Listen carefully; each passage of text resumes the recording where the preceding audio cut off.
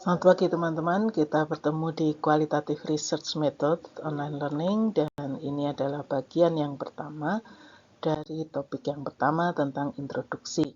Dalam bagian ini kita akan bicara tentang filosofi, transferability dan dependability, tujuan penelitian untuk qualitative research dan tujuan publikasi. Bagian pertama untuk filosofi kualitatif research, kalau teman-teman membaca di tulisan saya sudah terangkum mengapa kita perlu membicarakan tentang bagian ini. Kemudian ada beberapa kutipan yang dengan mudah dapat diikuti melalui narasi itu. Silakan juga membuka kembali file yang sudah saya kirim. Jika teman-teman melihat tulisan saya tabel ini, saya jelaskan lebih detail dalam tulisan topik 1. Ketika memikirkan mengenai filosofi kualitatif research, berarti kita sedang juga membentuk kerangka berpikir periset kualitatif. Menurut Creswell dan Pott, yang mendasari pemikiran ini melalui theoretical framework dari Denzin, Guba, dan Lincoln, fase peneliti kualitatif ada 5 buah. Fase pertama adalah standpoint periset kualitatif. Dalam fase pertama ini, sejak semula, cara berpikir periset kualitatif menjawab perspektif dan pengalaman apa saja yang melatari risetmu. Dalam kerangka pikir ini, periset kualitatif secara alamiah adalah subjek yang multikultur. Ia mengakui ada latar histori, konsepsi diri, etik, dan politik dalam riset. Fase kedua adalah fase asumsi filosofis dan kerangka interpretatif. Periset kualitatif menjawab pertanyaan bagaimana pemahaman periset sendiri yang akan menggiring aksinya sebagai periset kualitatif. Dalam asumsi filosofis dan kerangka interpretatif ini terdapat beragam teori, seperti termaktub dalam tabel ini. Dalam Qual Ermol kita akan membahas dan bersandar pada landasan filosofis ontologis, epistemologis, aksiologika, dan metodologi. Selanjutnya, fase ketiga adalah fase saat periset menyusun strategi dan pendekatan bagi riset kualitatifnya. Dalam fase ini, pertanyaan yang hendak dijawab adalah bagaimana landasan filosofis dan kerangka teori dapat membantu periset memilih pendekatan dan strategi risetnya. Oleh karena itu, fase ketiga mendekatkan periset kualitatif dengan research design, studi kasus, bentuk-bentuk research kualitatif semacam etnografi, fenomenologi, grounded theory yang bersandar pada emerging data dari subjek periset, hingga clinical research. Pada fase keempat, periset memasuki fase penyusunan metode untuk data collection and analysis. Detail cara pengambilan data dapat melalui observasi, interview, pengumpulan artefak, dokumen, oral history, data management, computer assisted analysis, analisis teks, dan focus group atau lainnya. Selanjutnya, setelah data terkumpul dan analisis dilakukan, periset memasuki fase interpretasi dan evaluasi. Dalam fase ini, periset merefleksikan apa kontribusi periset melalui riset kualitatifnya dan bagaimana hasil-hasil riset ini akan bermanfaat. Bagian ini memasuki bagian akhir dari riset kualitatif saat periset mulai membunyikan makna, menuliskannya atau menampilkannya dalam makna yang ingin ia tunjukkan menjadi kontribusinya. Cara-caranya terdapat dalam beragam bentuk, termasuk penulisan, audio, visual, ataupun produk seni lainnya. Kriteria evaluasi juga beragam tergantung pada asumsi filosofi yang dipakai dan bidang studinya. Nah, di bagian ini, Creswell dan Pott menyarikan 4 filosofi yang tadi sudah saya beri frame merah itu. Tabel ini bunyinya di sebelah paling kiri assumption, kemudian pertanyaan apa secara mendasar yang dijawab atas philosophical assumption itu, karakteristik apa yang terdapat dalam asumsi filosofis itu, dan implikasinya terhadap praktis atau real practice dalam research kualitatifnya, implementasinya seperti apa. Ini contohnya. Misalnya assumption ontological. ontological assumptions menjawab pertanyaan apakah sifat atau alamiahnya sebuah realitas. Nah, karakteristik dari ontological assumption untuk qualitative research adalah multiple reality. Jadi realitas itu jamak ya, dan dapat dipandang dari berbagai macam segi atau aspek. Maka implikasinya untuk praktek research kualitatif, researchers dengan demikian periset akan melaporkan berbagai ragam perspektif sebagaimana tema yang terbentuk dalam temuan riset kita nanti. Jadi tidak mungkin dengan satu perspektif saja, karena realitasnya, sifat alamiahnya, ontologicalnya, dunia real itu multi perspektif, jamak. Kemudian perspektif assumption yang kedua yaitu asumsi epistemological. Pertanyaan yang inti yang dijawab dalam assumption ini adalah apa yang dimaksud atau yang masuk dalam pengetahuan. Bagaimana pengetahuan itu dapat di-justify gitu ya, dapat dibenarkan gitu. Pembenaran apa? Apa hubungan antara peneliti dan yang diteliti? Itu epistemological. Jadi epistemologis itu menjawab pengetahuan apa yang dibenarkan.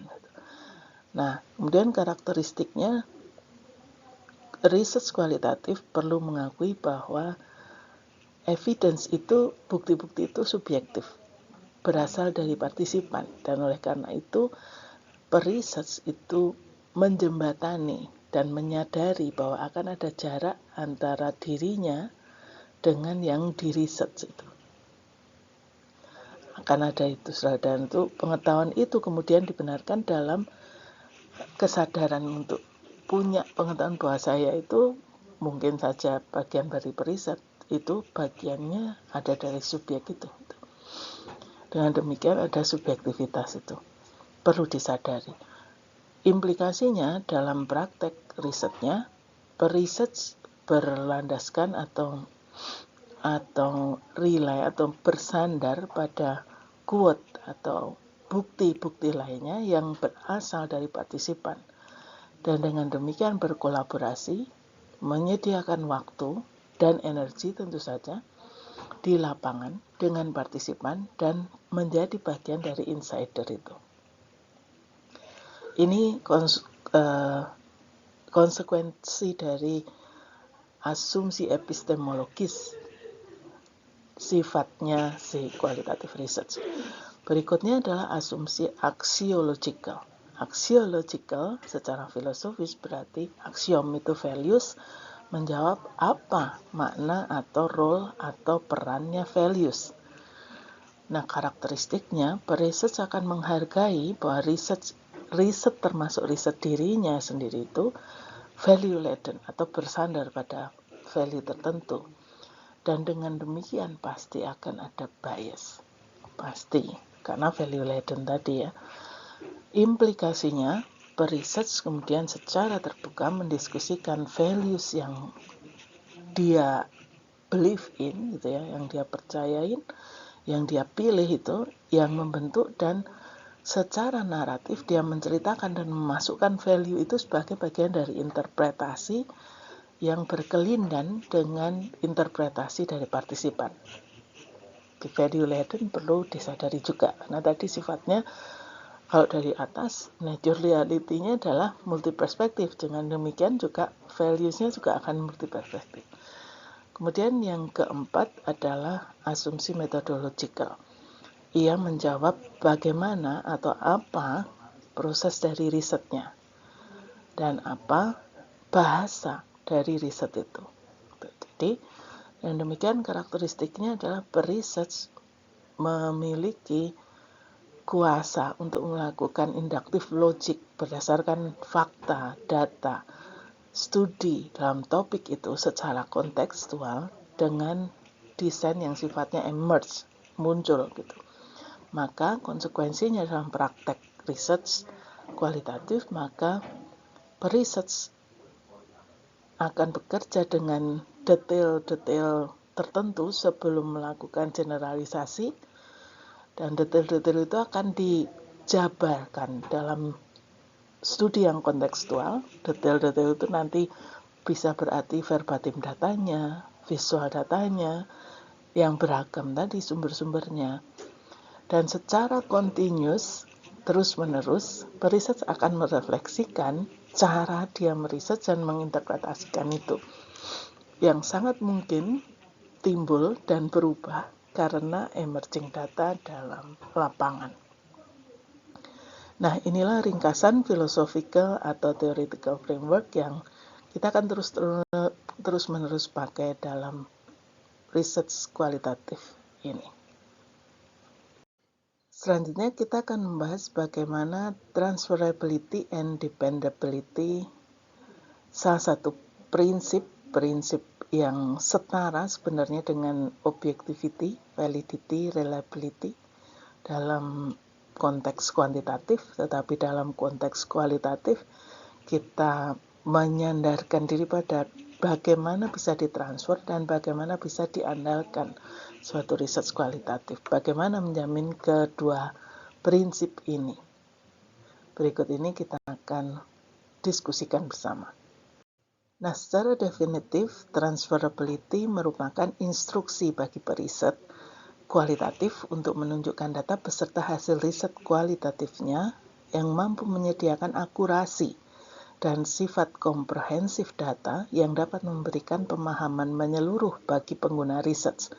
Ini definisinya Donaghue ya.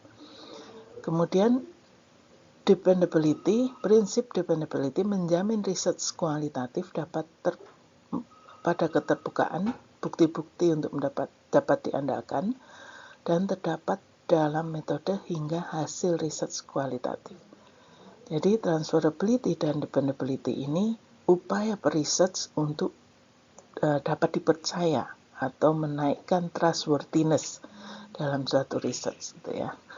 Nah, bagaimana caranya kita akan lihat di slide berikutnya dan kita dapat berdiskusi dalam pertemuan selanjutnya bagaimana cara teknisnya, detailnya menjamin kita itu melakukan riset kualitatif yang transferable dan dependable. Sedikitnya ada 3 klasifikasi bagaimana kita menjamin transferability dan dependability. Yang pertama triangulation, yang kedua data validation, yang ketiga audit trails. Triangulation dapat dilakukan dengan salah satu atau ketiga-tiganya dalam hal data, dalam hal metode, dan dalam hal desain research. Misalnya dalam hal data, kita mengambil data dengan cara atau data dalam bentuk yang berbeda, misalnya visual dan tekstual, misalnya lagi video dan kemudian tekstual, misalnya lagi dengan metode yang beragam, misalnya bisa dengan melibatkan kuantitatif juga, tetapi juga kualitatif, misalnya dengan melakukan longer live in di suatu tempat, tapi juga melakukan spot-spot analisis dengan visual, misalnya dengan journaling atau dengan interviewing. Ya. Kemudian desain research juga bisa dilakukan dengan tadi ya, misalnya mixed method, tapi bisa juga dipadu-padankan dengan case study dan pengambilan data yang lainnya.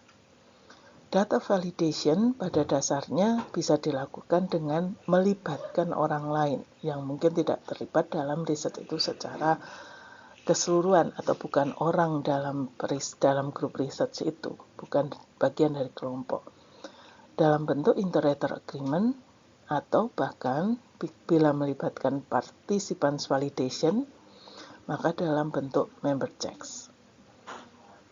Kemudian yang ketiga adalah keterlibatan seseorang di luar penelitian ini untuk mengaudit, namanya audit trails, dan auditornya bernama external auditor.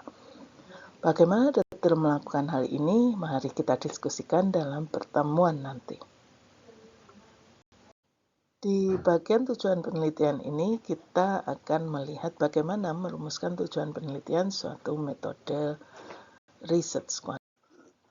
Tujuan penelitian di metode research kualitatif bisa menjawab pertanyaan penelitian yang diawali dengan bagaimana, mengapa, bagaimana caranya, atau dalam bentuk pernyataan penelitian berarti mengikuti taksonomi Bloom C5, C6, misalnya mengevaluasi, menyintesis, menginterpretasikan, mengeksplorasi, seperti itu ya.